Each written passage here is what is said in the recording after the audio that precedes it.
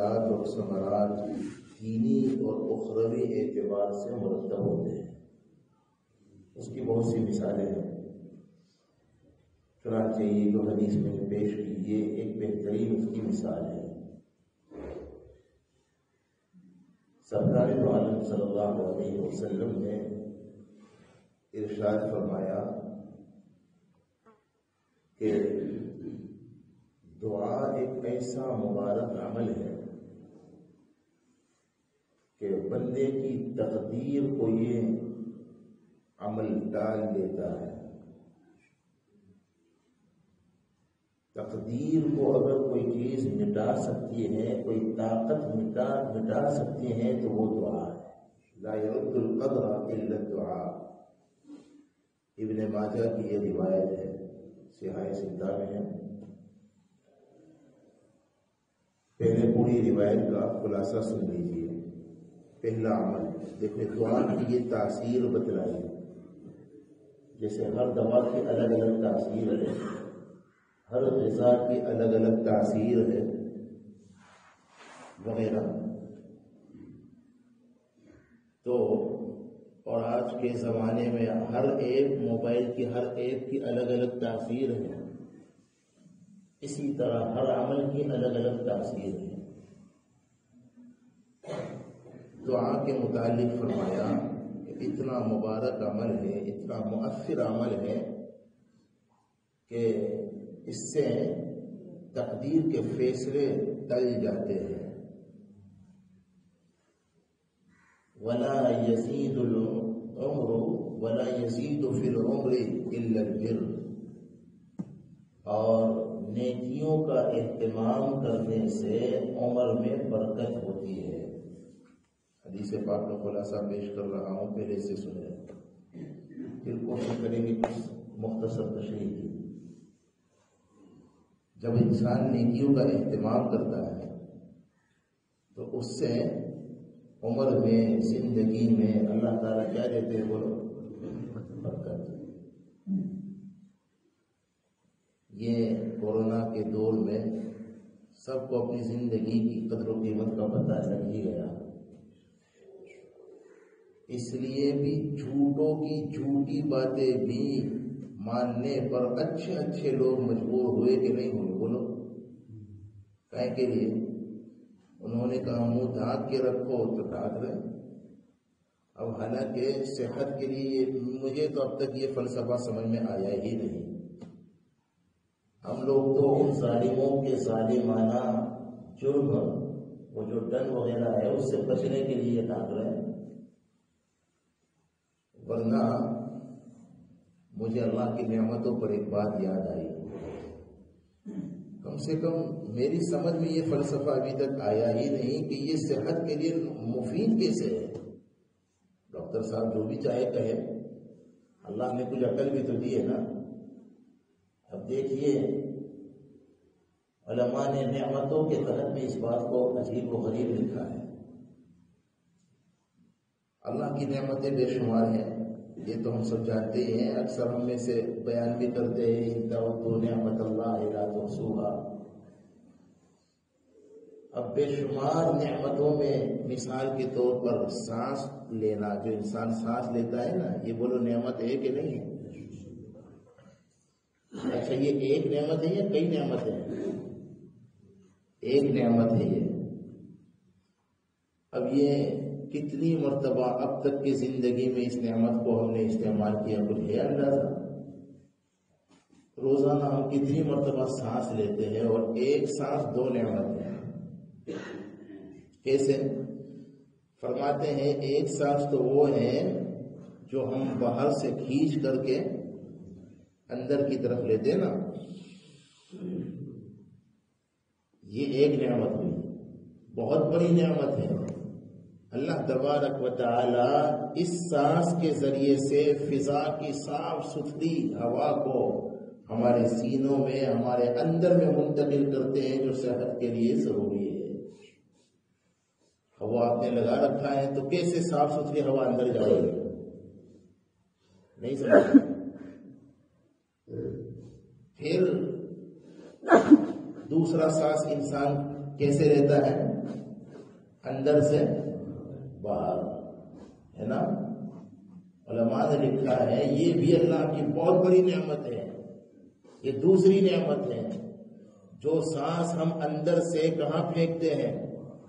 باہر کی طرف جو پھینکتے ہیں نا، اندر کی جو گندی چیزیں ہیں اللہ تبارک و تعالی زہریلی ہوا کو سانس کے ذریعے سے باہر نکال لیتے ہیں. یہاں امام غزالی نے ایک عجیب بات یہ لکھی، اللہ نے دنیا میں زہریلے جانوروں کو کیوں پیدا کیا؟ اقبال نے کہا تھا نا، کائنات میں کوئی چیز نکمی نہیں. شعر کا خلاصہ یہ ہے، انسان تو اشرف المخلوق ہے، اللہ اس کو کیسے نکما پیدا کر سکتے، بنا سکتے ہیں؟ بدقسمتی یہ ہے کہ ہم خود اپنے مقصد کو بھول کر اپنے آپ کو نکما کر دیتے ہیں. ورنہ اللہ تبارک و تعالی نے انسان تو دور کی بات رہی، جانوروں تک کو بھی بیکار کا نہیں بنایا. حتیٰ کہ زہریلے جانور اللہ نے اسے کیوں بنایا؟ ایک حکمت علماء نے یہ لکھی ہے، ہم اور آپ جو اندر کی سانس باہر نکالتے ہیں اس میں زہریلے جراثیم ہوتے ہیں.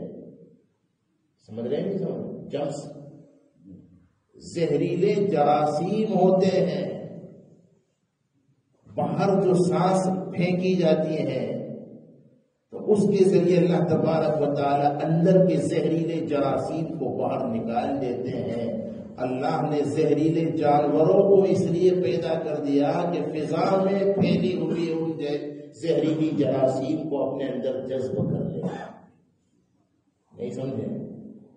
اگر یہ جانوروں کو اللہ نے پیدا نہ کیا ہوتا اور ان زہریلے جانوروں میں اللہ نے زہریلے جراثیم کو جو فضا میں ہے جذب کرنے کی، اپنے اندر لینے کی صلاحیت نہ رکھی ہوتی تو میں اور آپ کھلی فضا میں سانس بھی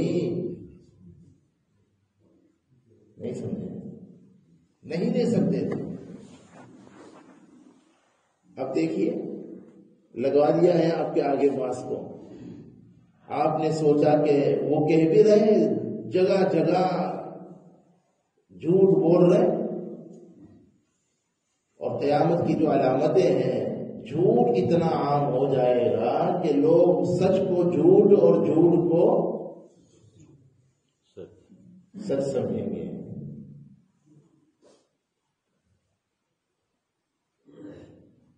صحت کا ان کے یہ کہہ رہے صحت کا یہی ذریعہ ہے، اگر ماسک نہیں تو تمہاری صحت خطرے میں. بہرحال مجھے صرف اتنی سی بات عرض کرنی ہے، پتہ نہیں کس پر یہ بات چل پڑی. میرے بھائیوں، صحت بہت بڑی چیز ہے، بہت بڑی نعمت ہے. اس کی حفاظت کے لیے بندہ جھوٹوں کی جھوٹی باتیں بھی مان لیتا ہے، چاہتے ہوئے بھی نہ چاہتے ہوئے بھی، ہے نا؟ تو سرکار تو عالم، پتہ نہیں کہاں سے یہ بات چلی تھی، میں ذہن سے میرے نکل گئی بات کہاں سے چلی تھی. میں حدیث پاک بتلا رہا تھا، کسی کے ذہن میں کوئی بات ہے تو. ولا يزيد في العمر الا البر ولا يزيد في العمر الا البر. عمر، زندگی کتنی قیمتی چیز ہے. میں نے کہا زندگی کی قدر و قیمت ابھی ان حالات میں زیادہ ہو گئی، بڑھ گئی. یہ سب کچھ جو انسان اختیار کرتا ہے، گھروں سے اتنی دنوں تک دور رہا، یعنی گھروں میں رہا اور مسجدوں تک سے دور رہا اور ایک دوسرے سے ملنے جلنے سے دور رہا، کیا کچھ کہے کے لیے ان کے ذہنوں میں یہ بٹھایا گیا کہ اسی سے تمہاری صحت بچے گی، زندگی بچے گی، ورنہ تم گئے. تو زندگی بڑی قیمتی چیز ہے. آدمی اس کو بچانے کے لیے وہ کچھ کر جاتا ہے جو کرنا نہیں چاہیے. بہرحال سرکار دو عالم صلی اللہ علیہ وسلم فرماتے ہیں وَلَا يَزِيدُ فِي الْعُمْرِ إِلَّا الْبِرُّ، نیکیوں سے عمر بڑھ جاتی ہے. اور تیسری چیز فرمائی وَإِنَّ الرَّجُلَ لَيُحْرَمُ الرِّزْقَ بِالذَّنبِ يُصِيبُهُ. گناہوں کی وجہ سے بندہ رزق سے محروم کر دیا جاتا ہے. یہ 3 باتیں ابن ماجہ کے روایت کے شکار ہیں، اس میں ارشاد فرمائی. پہلی چیز کیا فرمائی؟ دعا وہ طاقت ہے جس سے تقدیر ٹل جاتی ہے. اب یہاں علماء نے کلام کیا ہے، جانتے ہیں تقریباً علماء تو تقدیر کی 2 قسمیں ہیں. ایک قسم تو وہ ہے جسے تقدیر معلق کہتے ہیں، یہاں یہ تقدیر مراد ہے. اس کا خلاصہ یہ ہے یہ تقدیر ٹل سکتی ہے، لیکن جو تقدیر کی دوسری قسم ہے وہ نہیں ٹل سکتی. تقدیر معلق کا مطلب یہ جس کا حدیث میں تذکرہ ہے اس سے یہی مراد ہے. مطلب یہ ہے اللہ تبارک و تعالی دعا کی برکت سے، یعنی کسی کے مقدر میں لکھا ہے کہ اگر اس نے دعاؤں کا اہتمام کیا تو یہ مصیبت میں اس سے دور کر دوں گا، اور اگر نہیں کیا مثلا تو یہ مصیبت دور نہیں ہوگی. یا فلاں نیکی کر لی، فلاں اچھا عمل کر لیا، اتنا صدقہ کر لیا، یا فلاں خدمت کا کام کر لیا، تو اس سے یہ تکلیف اور یہ پریشانی اور یہ مصیبت دور کر دی جائے. تقدیر میں ایسا لکھا ہوا ہوتا ہے. ایک مطلب تو ظاہری علماء نے یہ بتلایا، اور بھی کئی مطالب بیان کیے ہیں. بعض محدثین فرماتے ہیں یہاں دعا کی ترغیب دینے کے لیے مبالغہ کے طور پر آپ نے فرمایا. بتلانا یہ چاہتے ہیں کہ بھائی دعا کو معمولی مت سمجھو. دعا میں وہ طاقت ہے کہ اگر کوئی چیز تقدیر کو دور کر سکتی ہے یا کر سکتی تو دعا کے اندر یہ طاقت ہے. یہ مطلب بھی ہے. بہرحال حضور اکرم صلی اللہ علیہ وسلم اس فرمان سے اور اس ہدایت سے دعا کی ترغیب دینا چاہتے ہیں اور امت کو دعاؤں پر لگانا چاہتے ہیں. اب یہاں میں ایک بات بتلاؤں. شریعت کے جتنے احکام ہیں، جیسا کہ کل بھی ہم نے کہا تھا، یہ جو دعوت و تبلیغ کی مبارک محنت ہے اصل میں احکام اور اعمال پر لانے کی محنت ہے. ایک علمی باریک بحث کی طرف میں ذرا سا آپ کو اشارہ کر دوں. ایک ہے اسلام کی دعوت، ایک ہے احکام کی دعوت.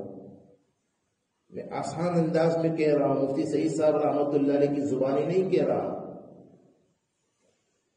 اسلام کی دعوت غیروں کے لیے وہ بھی ضروری ہے، اپنے قول سے، اپنے عمل سے. جب بھی اللہ کسی کو موقع دے دے، کم سے کم اپنے ساتھ سفر کرنے والوں کو بات بنا کر، ذہن بنا کر دین کی، اسلام کی دعوت دی جائے، اپنے ساتھ جاب کرنے والوں کو وغیرہ وغیرہ. وہ ہے اسلام کی دعوت. اور یہ جو گھر گھر میں جا کر کے اپنوں میں جو محنت کی جاتی ہے یہ اسلام کی دعوت نہیں. کائی کی دعوت ہے؟ بولو، ارے بولو زور سے. احکام کی دعوت ہے نا. آپ کسی کو جا کر بھول سے بھی مت کہنا کہ بھائی تم کو اسلام کی دعوت دینا ہے، مسلمان ہو جاؤ. بھائی ڈنڈا لے کے دوڑے کو پیچھے، کم وقت کیا سمجھ رہے ہیں؟ اسلام کی نہیں. احکام وہ بیچارہ نماز سے دور ہے، روزے سے دور ہے، دعا سے دور ہے، سچ سے دور ہے وغیرہ. احکام کی دعوت. بہرحال احکام 2 طرح کے ہیں. میں بات تو نہیں پھیلانا چاہتا، میں انشاءاللہ کوشش کرتا ہوں مختصر میں. مجھ سے ہمارے بزرگوں نے کہا تھا 10 منٹ، تو انشاءاللہ کوشش کرتا ہوں ذرا جلدی سے سمیٹ لوں.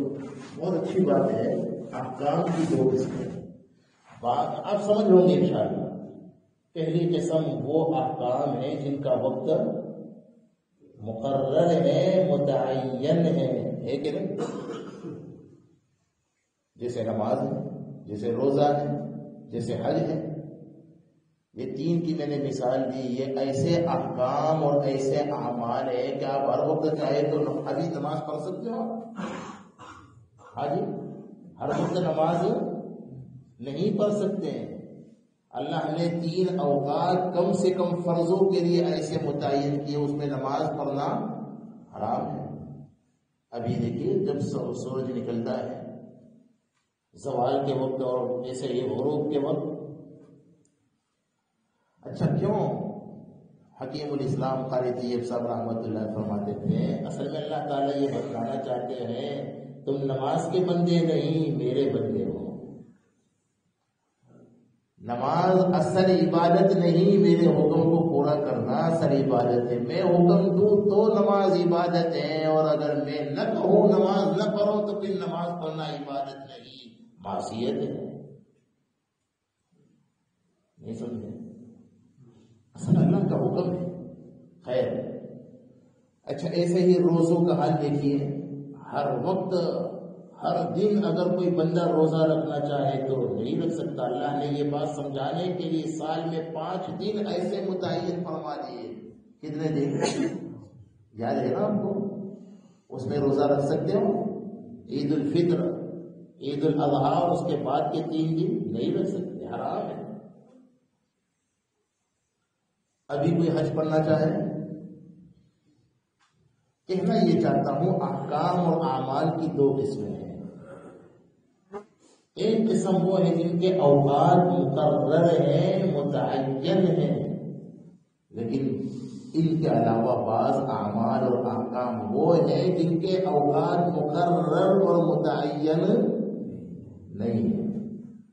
3 اعمال ایسے ہیں جس کا کوئی وقت مقرر اور متعین ہے ہی نہیں، کیونکہ وہ تینوں اعمال بہت اہم ہیں.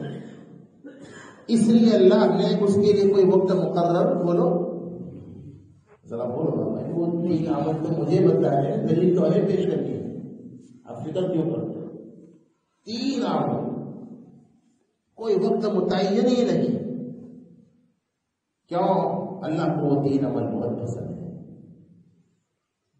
نمبر 1 توبہ. بسنا ایمانداری سے ہے، اس کا کوئی وقت متعین کہ نہیں. سوال کے ٹائم پہ تم توبہ نہیں کر سکتے، عید کے لیے تم توبہ نہیں کر سکتے، مسجد کے علاوہ تم توبہ نہیں. ہے کوئی ایسا وقت متعین، کوئی جگہ متعین ہے؟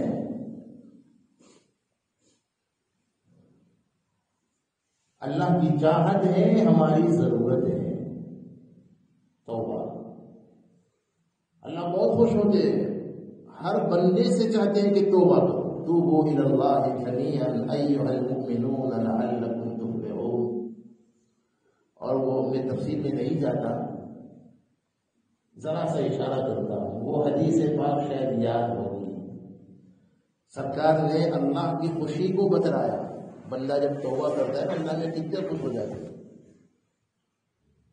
تو وہ نہیں روایت ہے، بندہ جنگل میں جا رہا تھا، سارا سامان وامان لے کر کے، اونٹ پر سارا سامان موجود، اور بیچارہ کسی منزل پر رکا، آرام کیا تو اٹھ کر دیکھا تو کیا نہیں ہے، اونٹ ہی غائب. وہ پوری گاڑی گم ہو گئی اس کی. اسکارپیو تھی یا جو بھی تھی، اس زمانے کی یہ سب اسکارپیو تھی.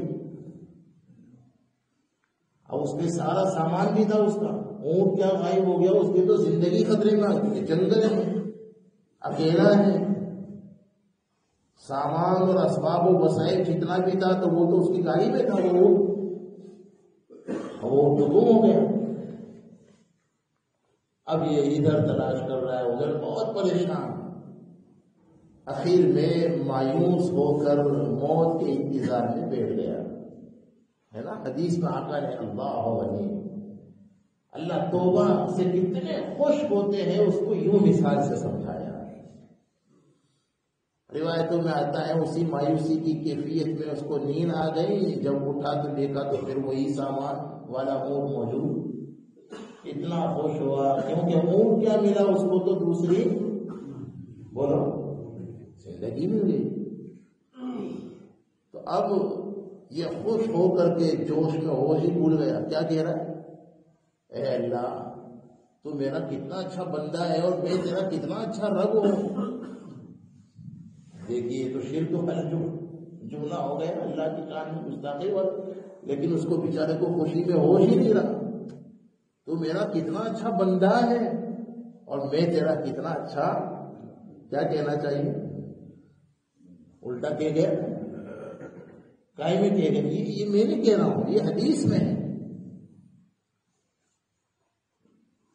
فرماتے ہیں کہ وہ بندہ خوشی میں اتنا آگے بڑھ گیا، اس کو خوشی میں ہوش ہی نہیں رہا، اتنا خوش ہوا کہ جو نہیں بولنا تھا وہ بھی بول. ایسا ہوتا ہے خوشی میں آدمی اچھے اپنے آپ کو بھول جاتے. اس لیے کہا جاتا ہے خوشیوں میں اپنی اوقات کو اور اپنے اللہ کو نہ بھولو. وہ بندہ بھول گیا. آقا فرماتے ہیں جتنا اونٹ ملنے کے بعد یہ بندہ خوش ہوا، رب اکبر کی قسم، جب بچھڑا ہوا بندہ اللہ کی طرف پلٹ آتا ہے، توبہ کر لیتا ہے، تو اللہ تعالیٰ اس بندے سے اس سے بھی زیادہ خوش ہو جاتے ہیں جتنا وہ اونٹ والا خوش ہوا تھا. توبہ ہماری ضرورت ہے. یہ حالات تو اللہ اس لیے لاتے ہیں. یہ کورونا کی شکل معاشرے سب شکلیں بدلتی ہیں. ابھی کورونا کی شکل ہو، فلاں کی شکل ہو، مندی کی شکل ہو، ظالم حکمرانوں کی شکل ہو، یہ ساری شکلیں کیوں حالات لاتے ہیں؟ ابھی جو میرے جو 2 صورتیں پڑھی بھائیوں، حضور کی عموماً اکثر و بیشتر حضور تقریباً زندگی بھر جمعہ کے دن فجر کی نماز میں پہلی رکعت میں سورہ سجدہ اور دوسری میں سورہ دہر پڑھتے تھے. یہ سنت ہے. اکثر حضور جمعہ میں یہی پڑھتے تھے. بدقسمتی سے اچھے لوگ آج کل اس پر عمل کم کر رہے ہیں. اللہ کرے اس پر بھی توجہ ہو. بھائی آمین کہنے میں کوئی پریشانی نہیں. خیر، تو یہ سورہ دہر میں ایک آیت کریمہ وَلَنُذِيقَنَّهُم مِّنْ، یہ سورہ سجدہ میں وَلَنُذِيقَنَّهُم مِّنَ الْعَذَابِ الْأَدْنَىٰ دُونَ الْعَذَابِ الْأَكْبَرِ لَعَلَّهُمْ يَرْجِعُونَ. ادھر سورہ روم میں ظہر الفساد فی البر والبحر بما کسبت ایدی الناس لیذیقہم بعض الذی عملوا لعلہم یرجعون. بتلا رہے ہیں یہ جتنی بھی شکلوں میں ہمارا عذاب دنیا میں آتا ہے نا، یہ سب عذاب ادنا ہے. عذاب اکبر تو آخرت میں ہے. کیا مقصد ہے ان حالات کا؟ لعلہم، میرے بندے پلٹ آئے، میری طرف رجوع کر لے، توبہ کر لے، توبہ. تو بہرحال میں یہ کہہ رہا تھا 3 عمل ایسے ہیں جس کا کوئی وقت متعین. پہلا عمل بولو توبہ. نمبر 2 دوسرا عمل دعا. بولو ہے کوئی وقت متعین؟ آپ گاڑی چلاتے چلاتے بھی دعا مانگ سکتے نہیں مانگ سکتے؟ بولو نا بھائی، مانگ سکتے ہو. گاڑی چلاتے چلاتے موبائل پر بات تو نہیں کر سکتے، اللہ میاں سے بات کر سکتے. دعا اللہ سے بات چیت کرنا ہے. اللہ سے کانٹیکٹ کرنے کا ڈائریکٹ ذریعہ بغیر سیم کارڈ، بغیر موبائل کے بہترین ذریعہ دعا. ہاتھ اٹھانا بھی ضروری نہیں. دعا کے لیے 3 طریقے علماء نے لکھے. ایک تو یہ ہے کہ ہاتھ اٹھائے بغیر مانگے. اب گاڑی میں بیٹھ کر ہو یا گھر میں بیٹھ کر ہو یا مسجد میں بس بیٹھا ہے اور دل میں اللہ سے کانٹیکٹ جاری ہے، اللہ سے باتیں کر رہا ہے. دوسرا طریقہ یہ ہے کہ سینے تک ہاتھ اٹھائے، عام حالت میں یہی سنت ہے. اور ایک تیسرا طریقہ یہ ہے اللہ جب بیت اللہ پہنچائے، اللہ تعالیٰ ادب اور احترام کے ساتھ ہم سب کو وہاں بار بار پہنچائے اور اللہ تعالیٰ ان کو آباد فرمائے. حکم یہ ہے کہ اپنے مردوں کے لیے، عورتوں کو یہ مت بتلائیے بھائی، مردوں کے لیے حکم یہ ہے اپنے ہاتھوں کو اتنا اٹھا کر کے مانگے کہ بغلے ظاہر ہو جائے. کیوں؟ جب کوئی بندہ بہت زیادہ محتاج ہوتا ہے تو اپنی محتاجگی کا اظہار 2 ہاتھ اٹھا کر کرتا ہے. اللہ تعالیٰ کے دربار میں جب پہنچے بیت اللہ کے حاضری کے وقت بہتر یہ ہے کہ اس طرح ہاتھ اٹھا کر دعا کی جائے. بہرحال دعا کوئی وقت متعین نہیں، ہر وقت مانگ سکتے ہو، ہر جگہ مانگ سکتے ہو.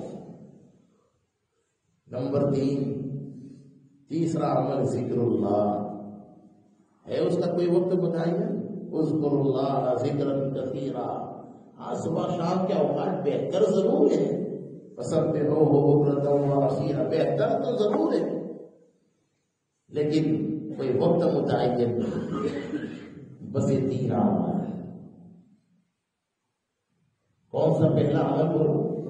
توبہ. دوسرا عمل دعا. تیسرا عمل ذکر اللہ. ہر وقت کرو، یہی منشا ہے اللہ کی، اور حضور کا یہی طریقہ تھا. چنانچہ سرکار دو عالم صلی اللہ علیہ وسلم کے بارے میں آتا ہے کہ ہر وقت اللہ کے ذکر میں مشغول رہتے تھے، حدیثوں میں.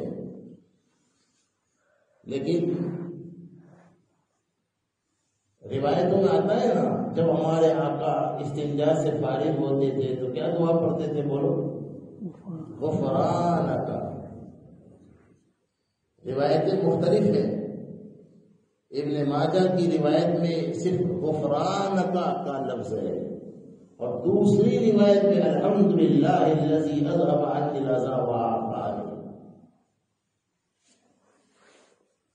خیر، تو یہ لفظ غفرانک، اے اللہ معاف کر دیجیے. کیوں بھائی؟ اندر جا کر آج کے نوجوانوں کی طرح موبائل میں چیٹنگ کر رہا تھا کہ ٹوائلٹ میں جا کر کیا کر رہے تھے؟ معافی کیوں مانگ رہے ہیں ٹوائلٹ کے بعد، پیشاب پخانہ کے بعد؟ کیا جرم ہوا، کیا گناہ ہوا؟ حضور سید الانبیاء معافی مانگ رہے استنجا کے بعد؟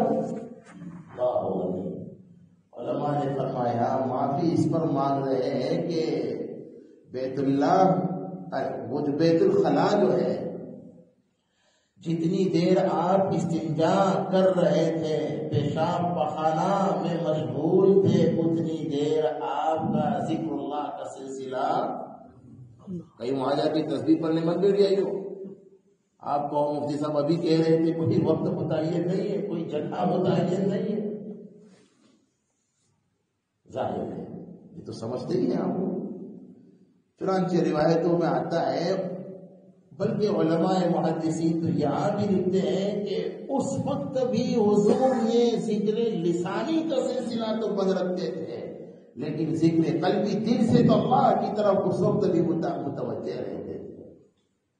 لیکن چونکہ ذکر لسانی زبانی ذکر کا سلسلہ پیشاب پخانہ کے وقت منقطع ہو گیا تھا، بند ہو گیا تھا، اس لیے سرکار نے فوراً اس سے فارغ ہونے کے بعد کہتے تھے اللہ معاف کر دے، میں اتنی دیر تجھے زبان سے یاد نہ کر سکا.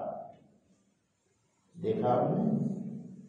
بہرحال مجھے 10 منٹ پہلا تھا کچھ اللہ کی توفیق سے، آپ کی توجہات کی برکت سے حدیث پاک کی تشریح تو مشکل ہے اس وقت. میں نے یہ اس پر عرض کیا تھا دعا کی طرف ترغیب دینے کے لیے ہمارے آقا نے، اور اسی سلسلے میں یہ 3 باتیں بتا دی. یہ 3 وہ عمل ہے جس کا کوئی وقت متعین، یاد رکھوں گے انشاءاللہ. کیوں متعین نہیں؟ یہ بہت اہم عمل ہے، اس کا ہر وقت اہتمام کرنا چاہیے. دعا اور توبہ اور ذکر اللہ. اللہ تعالیٰ ہم سب کو توفیق عطا فرمائے. آمین. وآخر دعوانا الحمد للہ رب العالمین.